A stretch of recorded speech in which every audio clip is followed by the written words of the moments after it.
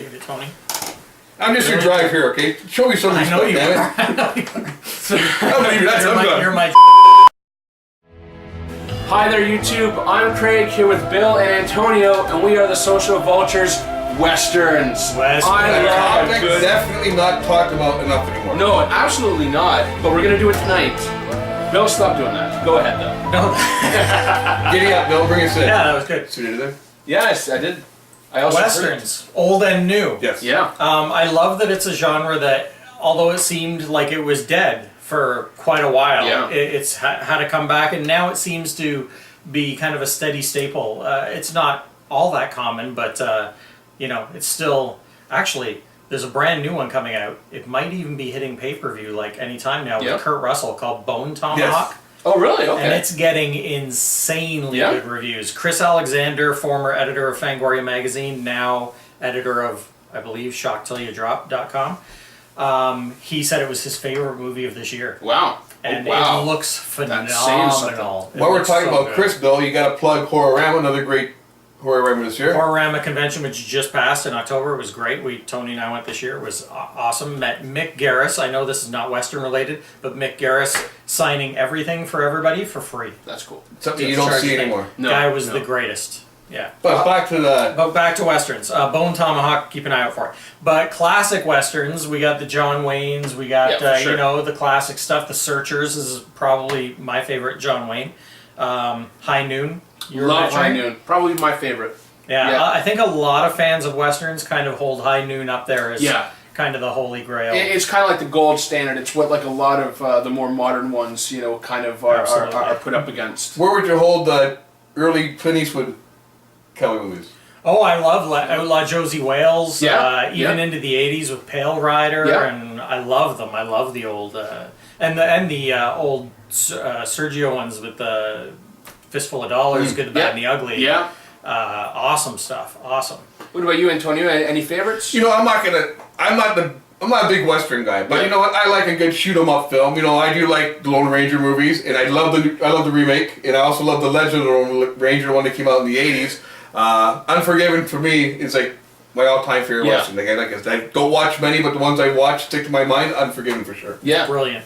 And you know what? And I mean, if we're going to talk about movies, let's also talk about some of the shows. I mean, Deadwood comes to mind. Oh my gosh, Deadwood! Yeah. You know, fantastic show. Great cast as well, and just the whole story from start to finish was just fantastic. There's also another one that's out, Hell on Wheels, about the running of the railroad, the train. My wife really liked it. I haven't watched it yet, but my wife thought it was awesome. It's pretty good. You know, it gets a bit of stick. Some people think that it's kind of like the poor man's Deadwood, but you know what? I think it's actually by itself, it's a pretty solid show. Now, what would you say if people call Firefly like a space? Oh, it's definitely Would you agree with definitely, for sure. yeah. Absolutely. Well, I mean, Joss Whedon, he specifically said, I mean, this is what it is. It's almost like a new genre. It is the space western. But I've heard rumblings maybe a season 2 might be coming of Firefly. We've been hearing it forever, but these sound more, pick up more steam than they usually did. You know, anything's possible. Joss Whedon, he's got a lot of capital, you know, going on in Hollywood right now. So. I think he knew where he wants to Josh Whedon, just kind of that's the thing. Point, you know.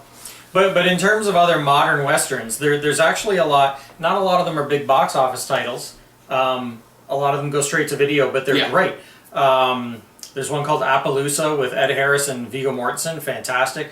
Kevin Costner has been a champion of modern westerns. That's right. Yeah. Although Dances with Wolves isn't really a western because it's a little later in the time, but I mean, still a great movie. Close, but fantastic movie. Yeah. Open Range with Kevin Costner is brilliant. I love Open Range. There was another one I was thinking of. I can't. But yeah, a lot of these modern ones are fantastic like that. You would put The Postman as a Western, would you, too much? Or? You know what? It's a post-apocalyptic western. Yeah.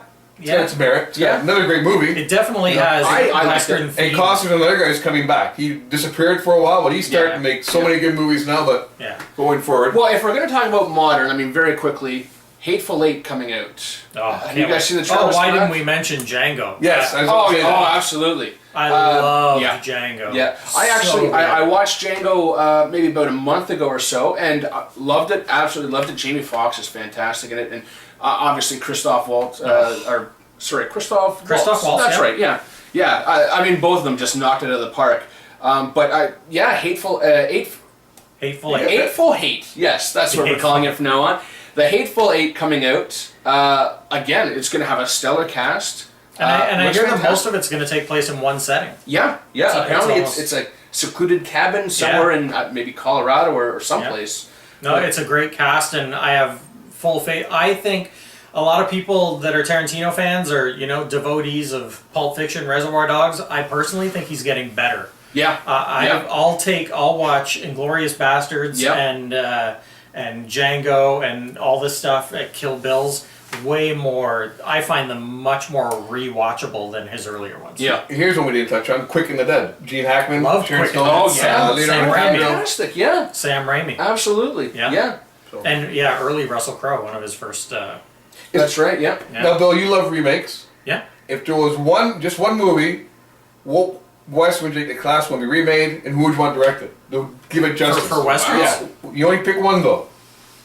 Who would you want to see? First of all, I thought the remake of True Grit was phenomenal. Oh, yes. I loved it. Oh, absolutely. Yeah, it was great. Yep. The cast was so good. Yeah. But something hasn't been made. Even though since True Grit, it seems that every role I love Jeff Bridges, but every role since in every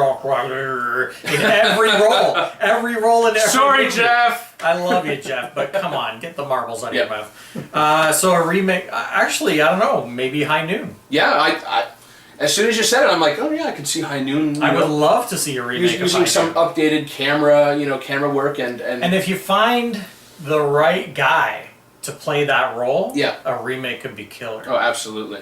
But saying that, folks, we'll have a remake coming soon. Another Social Vultures. Another episode. We'll remake this episode. We'll remake this one as well. Why not? Different cast. Yeah. Different director. Yeah. Bye, everybody. He's Ben Affleck. I'm Matt Damon. I'm Clint Eastwood. I'm Clint Eastwood. And we are the Social Vultures. That's a wrap. So long, partners. See you there.